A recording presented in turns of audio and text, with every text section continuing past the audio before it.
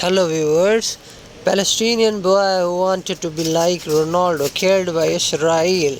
Israeli soldiers opened fire on 14-year-old Naji al-Baba and his friends as they played in the woods near Hebron. Hal occupied West Bank like kids the world over Naji Al Baba dreamed of becoming an international football player just like Ronaldo, but like his name, which means survivor. That was not to be the fate of boy born in the occupied West Bank. Tall for a 14-year-old, Najib was always smiling, and his family remembered his kindness, calmness, and helpfulness to everyone around him. He was passionate about football, practicing for hours at sports club in Hell Hall, just north of Hebron. A normal boy who loved to knock a football around with the neighborhood children after school. His mother, Samara Al-Zamara, remembers the moment she realized Naji had grown taller than her and how he never refused a request from a friend or loved one. He grew up before his age, the 40-year-old says. When he left us, I felt that I lost a part of me that will never get back. 1 month ago, Naji was killed by Israeli soldiers while he was doing the thing he loved, playing football with his friends. November 3, the day Naji died, didn't seem unusual. His father, Nidal Abdel Moti Al Baba, 47, tells Al Jazeera. I went in the morning to work in Bethlehem and Naji went to school. When I returned from work at 12 noon, I found Naji near his school leaving for home. I got into the truck with me to return home together. Naji's sister had prepared his favorite meal, molokhia with the chicken, for lunch. Afterwards, he asked his father to let him go out to play with his friends near his grandfather's grocery store, which is close to their home. Naji was fifth of six children after Sodaz 23, Bashir 21, Amira 20, and Muhammad 16, and ahead of Rataj 13. He checked in at home after half an hour, a little after 3 p.m., and that set off to play again. It was the last time the family would see him alive. The most difficult 40 minutes of my life. Just moments later, at about 3:30 p.m., Naji's cousin ran to the house shouting, "Uncle Nidal, Uncle Nidal."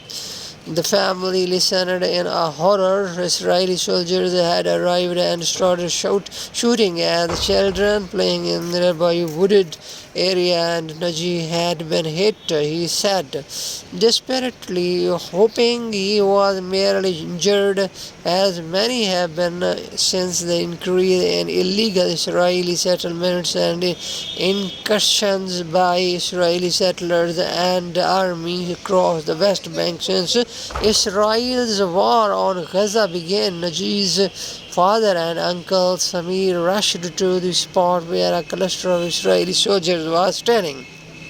I want my son, Nidal screamed before about 10 soldiers turned on him and his brother and beat them so violently they broke Nidal's head.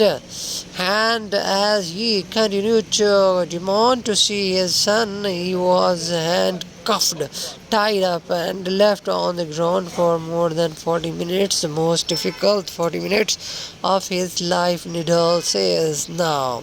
I heard an officer ask the soldiers to stand in two teams, five on the right and one on the left, to carry the boy.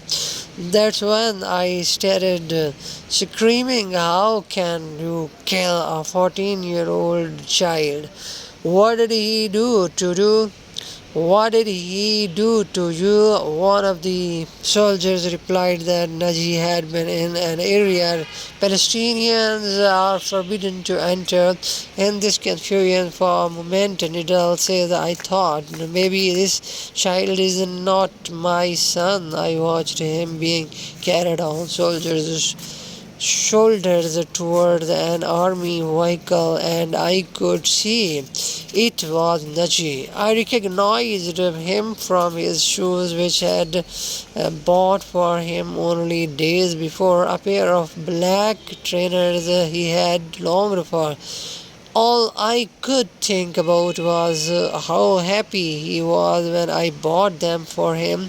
The soldiers took Najee's body away and ordered Nidal and Samir to leave immediately or they would be killed. The family found out later that a Palestinian ambulance was called after 2 hours and his body was handed over and taken to Al Hal's Abu Mazen hospital overnight.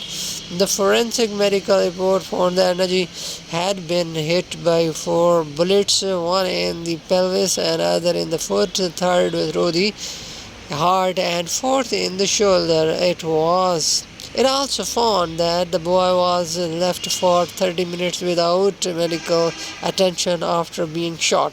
The next morning, Najee's family were able to visit the hospital to prepare him for his funeral.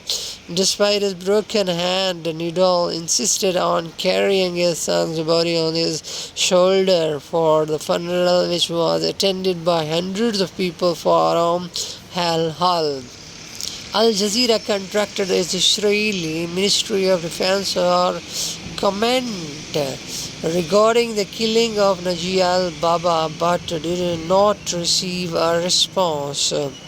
Remembering Naji, the family was devastated and could not speak to anyone for nearly a month. In happier times, Naji was the one who took care of his family, fetching blood pressure medicine for his father and keeping an eye on the doses. I have 20 grandchildren, but he was the most loving among them, affectionate, supportive, and helpful. His grandmother, Intizar al Baba 70 remembers. In the winter, she says Naji would keep an eye on the firewood and rush off to collect more without being asked.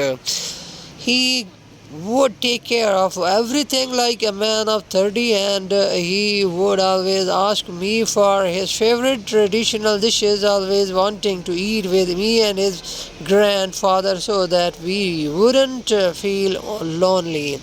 Now she cries at the times of day. Naji would have been drowned. Nasir Mareb, 61, a manager at Al Hal Sports Club, nicknamed Captain, remembers the skilled footballer with a strong right foot and talent for headers. He really raised the level of team in matches. He says he was ambitious and dreamed of becoming an international like Ronaldo. A dream ripped away for 4 bullets, Captain says.